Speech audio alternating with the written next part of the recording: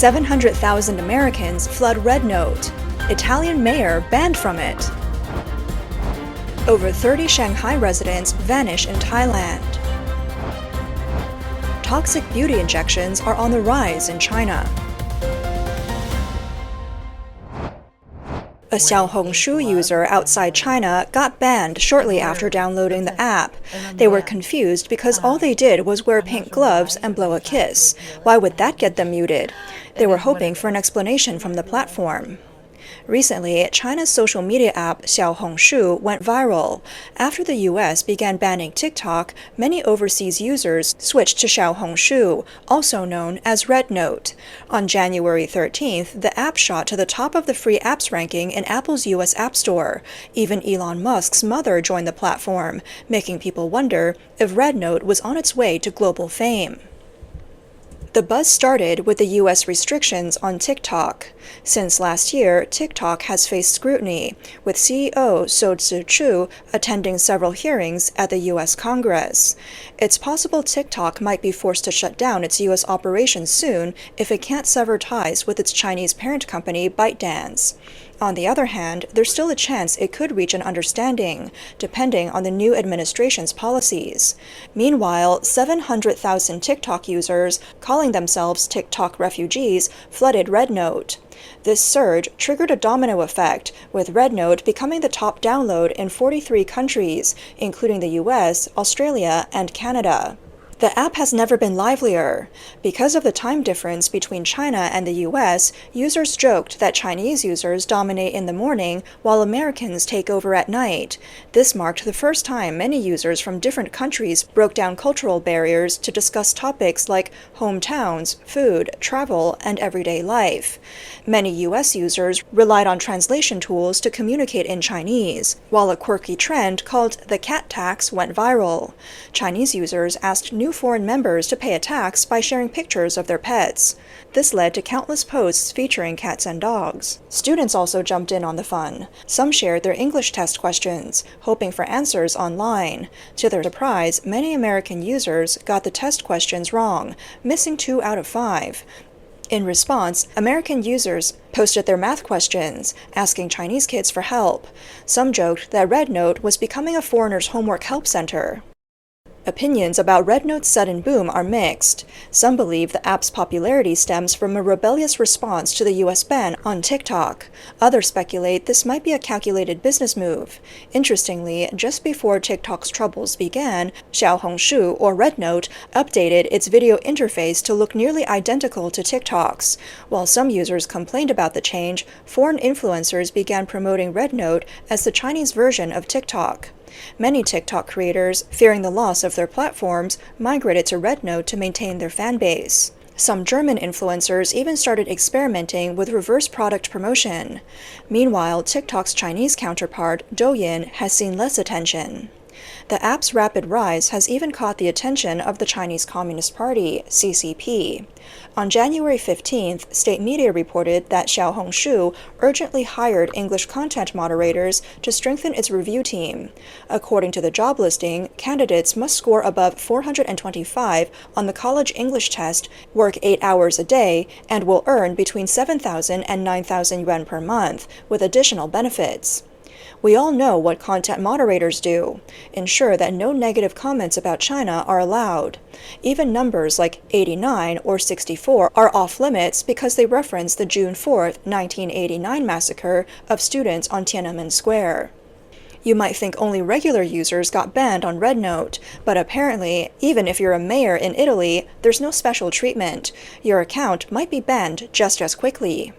Apparently, this Italian mayor had just joined RedNote, immediately attracting attention from users. Many asked the mayor to pay the cat tax. Italian users also used the comment section to directly ask the mayor on local governance issues. This scene amused many Chinese users, who found it fascinating to see foreign citizens connecting with their mayor on a Chinese app. However, the mayor's account was soon banned due to posts that violated Xiaohongshu's political content rules. Now, their account is unsearchable, and the ban is confirmed.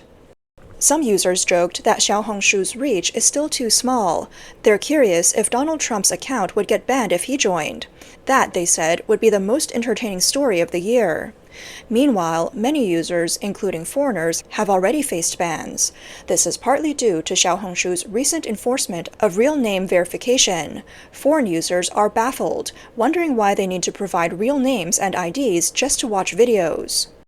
One widely circulated post that's now deleted explained the sudden change. One user noted that Xiaohongshu used to be the only Chinese platform where international users didn't need a mainland Chinese ID or phone number for real name verification.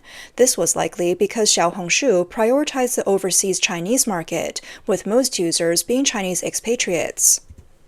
However, the recent influx of foreigners to this strictly regulated platform seems to have spooked the app's administrators. As a result, real name verification requirements were reinstated, leaving many foreigners confused and causing many of their accounts to be banned. With the current situation, people are wondering how many foreign users will remain after a month. For those unfamiliar with Chinese regulations, this could be a culture shock. It's sort of an unintended cultural export, showing foreigners what it feels like to be on the receiving end of China's strict digital oversight. Recently, Chinese actor Wang Xing was kidnapped in Thailand and taken to a compound in Myanmar where victims are forced to make scam calls. Following this, reports of Chinese nationals disappearing in Thailand have been emerging. On January 15th, a message circulated among Chinese WeChat groups claiming that over 30 employees from the Wells Gym on Panyu Road in Shanghai went missing after traveling to Thailand. It's suspected that the group, including the manager, was deceived by the regional manager and sold to a scam compound in Myanmar. The gym manager, Huang Jifu, reportedly sent a desperate email for help during this ordeal. A Shanghai resident commented, "It's true. We live near the Panyu Road branch of Wells Gym. It shut down in August. The regional manager, who ended up being the one selling them, tricked the staff into relocating to a store in Shenzhen for about half a year. At the end of the year, they were told they'd be rewarded with a trip to Thailand for an event. This was before the Wang Xing incident, so no one suspected anything. Then the distress email came." Screenshots online show that the distress email was sent on the evening of January 8th. It read, "I am currently trapped in the Apollo compound in Miyawadi. They call me Hitler here, and my company is Zhuoxin Group. Please pass this crucial information to my brother." The email also included a plea. "Do not spread this information or make it public, or I'll be beaten to death. As a former colleague, please help me." Huang also attached contact details for his brother and father in the email. It is reported that after this email was discovered, Huang was killed. Although the above information has been widely shared on social media, it has not been officially confirmed or reported by state media.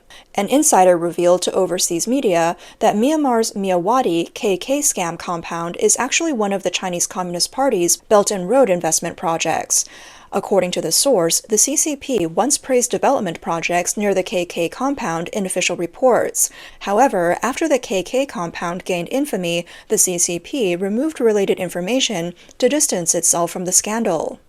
The insider added that there are over 30 scam compounds like KK in Miyawadi, and the bosses behind these operations are often chairs of local Chinese business associations under the CCP's United Workfront Department. As a result, when ordinary Chinese citizens are kidnapped and sent to these compounds, filing a police report in China is often futile, as the authorities may refuse to investigate. The rescue of actor Wang Xing and the widespread coverage of his story in Chinese media remain rare exceptions. Although these scam compounds were exposed years ago, they continue to operate with impunity. Their massive scale and brutal methods are deeply shocking. Recently, several rescued victims shared harrowing accounts of the inhumane treatment they endured. One of them, 27-year-old Taiwanese fire dancer Xie Yuepeng, showed the media scars on his wrists. Speaking to them from an airport in Taiwan, he said, "On my first day there, they handcuffed me. I was chained for 5 days and wasn't allowed to lie down and sleep during that time." In December, Xie had seen a job ad on Facebook recruiting fire performers.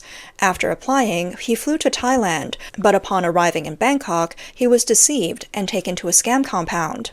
Xie recalled that as soon as he entered the compound, he was told he was there to commit fraud and would need to pay a ransom of over $30,000 to secure his release. He was then shoved into a small room where 7 or 8 armed men handcuffed him, beat him, and warned him against trying to escape. They threatened him, saying the area around the compound was riddled with landmines. Xie revealed that, based on his observations, the senior management of these scam operations in Myanmar are mostly Chinese, and 90% of the workers involved in the scams speak Mandarin. In his desperate attempt to escape, Xie managed to send a distress message to his family via a computer. However, he was caught by his supervisor and subsequently detained at a nearby military base. He was subjected to daily torture. Each morning, he was stripped of his shirt, handcuffed to a horizontal bar, and forced to stand for 3 hours. Lunch consisted of plain rice and a small piece of meat. In the afternoons, he was either left standing under the blazing sun or forced to carry bricks. Xie endured this torment at the military base for 9 days. After losing contact with him, family discovered he had been tricked and sent to a scam compound in Myanmar. They immediately reported the case to Taiwanese police. With assistance from Thai authorities, Xie was successfully rescued. Another recently rescued victim, a man from Hong Kong, bore visible scars across his body in police photos. Reports revealed that early October, the victim had responded to a job ad on social media. It offered 120,000 Hong Kong dollars to transport diamonds from Thailand to Taiwan. Unaware of the scam, he accepted the job. Upon arriving at the Thai airport, he was deceived and taken to the border between Thailand and Myanmar. Realizing the scam, he attempted to escape but failed. He was transported to a mountain compound in Myanmar, guarded by armed personnel in military uniforms. There, he was forced to conduct online scams, working 17-hour shifts from morning to midnight. Over the past 3 months, he was repeatedly beaten and deprived of meals whenever he failed to meet targets. His family eventually paid a ransom in January, securing release from the compound. In 2022, Zhang Zixiao, a doctoral graduate from the Chinese Academy of Sciences, was tricked into a scam compound in Myawaddy, Myanmar. He was trying to raise money for his ailing family and girlfriend. He had accepted what he believed to be a translation job in Singapore through an intermediary. Only to find himself, he recounted his harrowing experience. 2 people pinned me to the ground and beat me with a rounded wooden stick about 10 centimeters thick. They kept hitting me until my lower body turned black, swollen, and I could barely stand. Zhang was forced to work 18 hours a day and impersonate Asian women online, using a fake female voice to scam men in North America.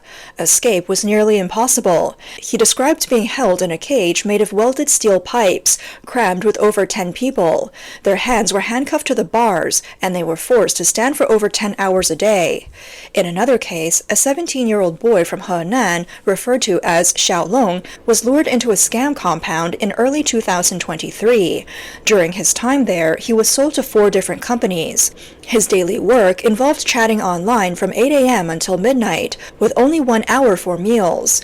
He was tasked with scamming wealthy women in their 40s. When he failed to meet quotas, he was punished with squats, frog jumps, or beatings. His entire body was covered in injuries, with his buttocks and thighs becoming infected and his hands fractured from beatings.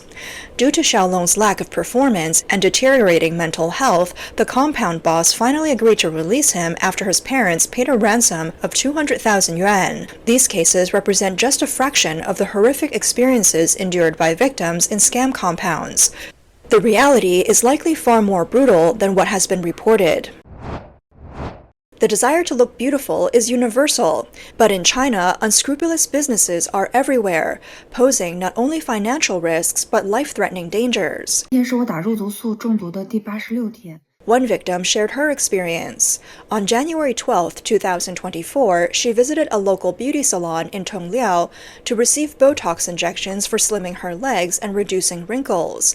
The salon did not show her the medication used, nor did they perform an allergy test. She went there on a friend's recommendation.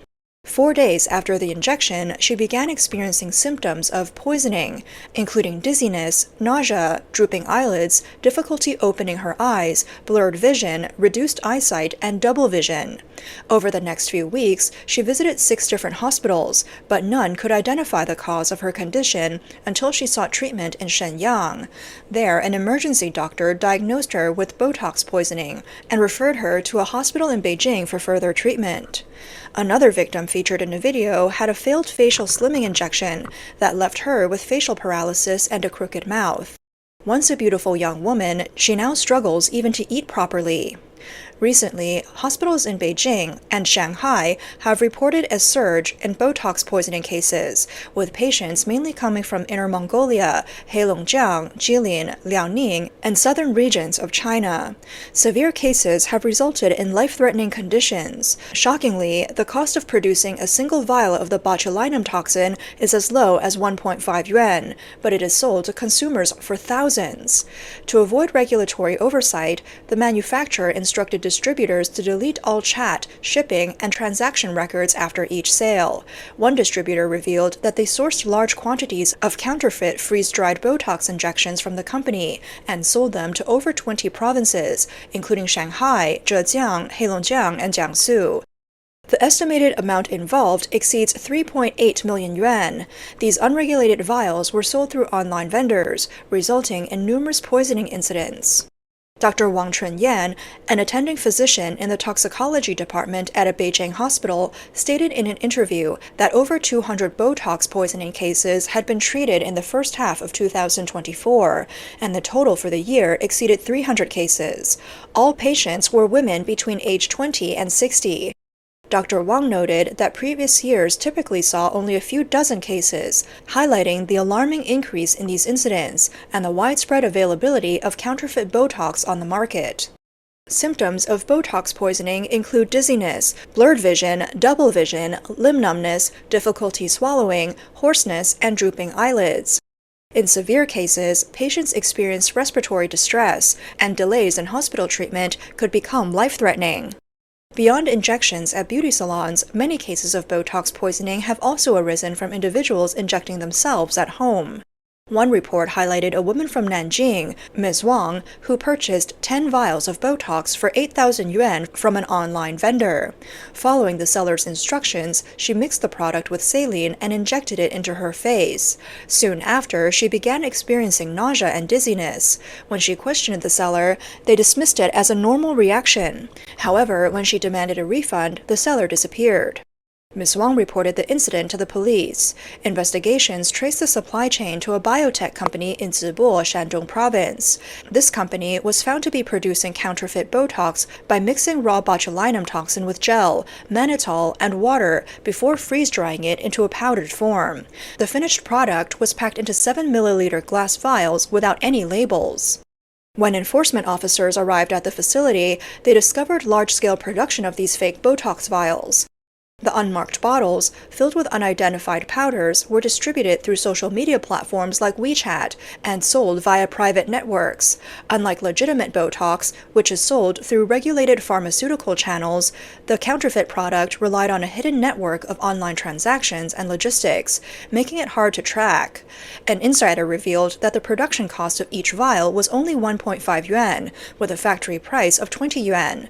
These vials were then sold to consumers via WeChat for around 1,000 yuan, a price comparable to legitimate Botox. Unsuspecting consumers, lured by convenience and lower costs, fell victim to unscrupulous manufacturers. In another case, Ms. Hu from Changzhou, Jiangsu, saw an ad for cosmetic treatments and bought 2 vials of shoulder slimming injections for 400 yuan. After injecting the product, she developed severe poisoning symptoms, including difficulty swallowing, inability to defecate, and fainting. She was diagnosed with botulinum toxin poisoning and rushed to Shanghai for emergency treatment.